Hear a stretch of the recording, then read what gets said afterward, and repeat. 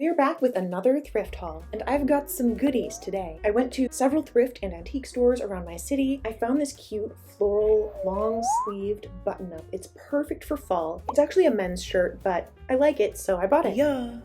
I also found this chunky block sweater. It's cropped, super thick and cozy, so I can't wait to wear it this winter. And next is this adorable sage green cardigan with pockets. I love wearing long cardigans. Whenever I'm home, I basically live inside a house coat, and cardigans are basically a socially appropriate way to wear a house coat outside the house. Next, I got some fabric to add to my stash. 3 yards of this fun 70 pattern mesh rayon material, 2 yards of this like a blouse material, very soft, and 2 yards of this cute sunflower gingham cotton. It'll be perfect for a summer dress. A charm and a locket. It's a little cat. It's so adorable. And this little locket, it says Penny and it's slightly dented. For whatever reason, I tend to like broken things.